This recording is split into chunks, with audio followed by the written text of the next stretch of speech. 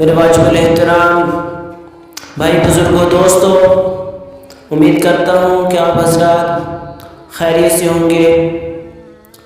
تو آج ہم روزہ کے فاسد ہونے کے متعلق کچھ مسائل جو آپ حضرات کی خدمت میں پیش کروں گا۔ اللہ تعالیٰ سے دعا ہے کہ اللہ تعالیٰ مجھے حق اور سچ کہنے کی توفیق عطا فرمائے۔ میرے واجب الاحترام بھائی بزرگوں دوستوں،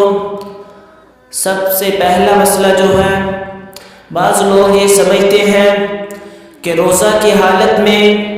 نیم کی مسواک کرنا منع ہے۔ بعض لوگ یہ سمجھتے ہیں کہ روزہ کی حالت میں نیم کی مسواک کرنا منع ہے۔ ان کا یہ خیال غلط ہے۔ صحیح بات یہ ہے کہ روزہ کی حالت میں نیم وغیرہ کی مسواک صبح و شام ہر وقت بلا کراہت درست ہے، اس سے روزہ فاسد نہیں ہوتا۔ تو دوسرا مسئلہ یہ ہے کہ اگر کوئی جنابت کی حالت میں تھا اور سحری میں آنکھ دیر سے کھلی کہ سحری ختم ہونے میں چند منٹ باقی ہیں، کچھ منٹ باقی ہیں، تو اسے چاہیے کہ پہلے سحری کھا لے، اس کے بعد غسل کر کے نماز فجر ادا کرے۔ تو حالت جنابت میں سحری کھانے اور روزہ کا وقت شروع ہونے سے روزہ میں فساد نہیں آتا۔ مسئلہ نمبر 3، منہ میں جو تھوک پیدا ہوتا ہے اس کے نکلنے سے روزہ نہیں ٹوٹتا، اگرچہ وہ زیادہ مقدار میں کیوں نہ ہو، اس سے روزہ نہیں ٹوٹتا۔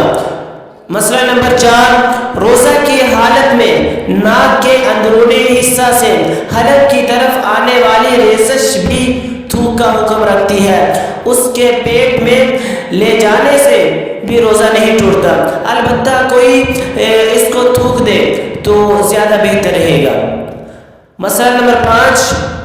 کلی کرنے کے بعد جب پانی منہ سے باہر نکال دیا جائے، کلی کرنے کے بعد جب پانی منہ سے باہر نکال دیا جائے اور تھوک کے ساتھ کچھ تری محسوس ہوا تو اس کا حکم بھی تھوک کی طرح ہے، اس کو نکلنے سے بھی روزہ کیا ہے، ٹوٹتا نہیں ہے۔ مسئلہ نمبر 5، کلی کرنے کے بعد جب پانی منہ سے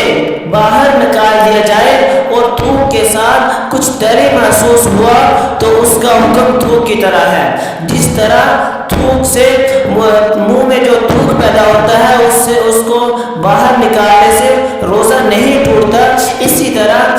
جب بندہ وضو کرتا ہے، کلی کرتا ہے، جب پانی منہ سے باہر نکال دیا جائے اور تھوک کے ساتھ کچھ تری محسوس ہوا تو اس کا حکم تھوک کی طرح ہے، اس کو نکلنے سے حرج اور تنگی لازم آنے کی وجہ سے روزہ بھی نہیں ٹوٹتا۔ چھٹے نمبر پر روزہ دار کو وضو کرتے وقت کلی اور ناک میں پانی ڈالنے میں اس طرح مبالغہ کرنا مکروہ ہے کہ وہ پانی حلق کے اندر یا ناک کے نرم حصہ سے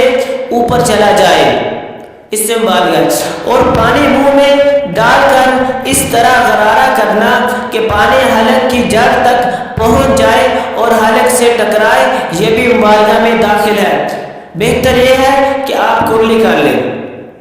غرارہ نہ کریں۔ مسئلہ نمبر 7،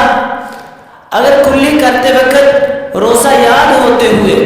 اس بندے کو روزے کا بھی پتہ ہے کہ میرا روزہ ہے، تو جان بوجھ کر اس نے تھوڑا سا پانی پی لیا یا غلطی سے جان بوجھ کر غیر ارادی طور پر غلطی سے پانی پیٹ میں چلا گیا تو روزہ ٹوٹ جاتا ہے۔ میرے واجب الاحترام بھائی بزرگوں دوستوں، اگر روزہ یاد نہ ہو،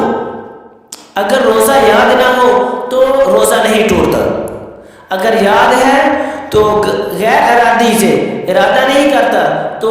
پانی اس کے پیٹ میں چلا گیا تو اس سے اس کا روزہ ٹوٹ جائے گا، اگر اس کو روزہ یاد نہیں ہے تو پھر روزہ نہیں ٹوٹے گا۔ مسئلہ نمبر 8، بلا اختیار جو دھواں ہوتا ہے، مکھی یا پھر مچھر، تو یہ اگر آپ نے سانس لیا تو سانس کے ساتھ یہ حلق سے نیچے چلے گئے تو اس سے بھی روزہ نہیں ٹوٹتا۔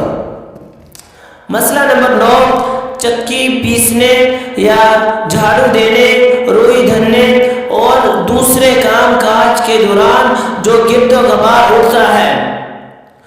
جو گرد و غبار اڑتا ہے اس کا حکم بھی یہی ہے کہ اگر وہ خود بخود سانس کے ساتھ نیچے چلا جائے تو روزہ نہیں ٹوٹتا۔ مسئلہ نمبر 10، منہ کے ذریعے سے سگریٹ نوشی اور حقہ نوشی کے مروجہ طریقے پر کرنے سے روزہ ٹوٹ جاتا ہے، یعنی کہ سگریٹ پینے اور حقہ جو ہوتا ہے اس کے پینے سے روزہ ٹوٹ جاتا ہے، کیونکہ یعنی سانس کے ساتھ دھواں حلق کی طرف کھینچتا ہے، تو اس سے روزہ ٹوٹ جاتا ہے، کیونکہ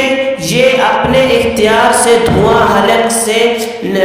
سے نیچے لے جانا ہے، کیونکہ جب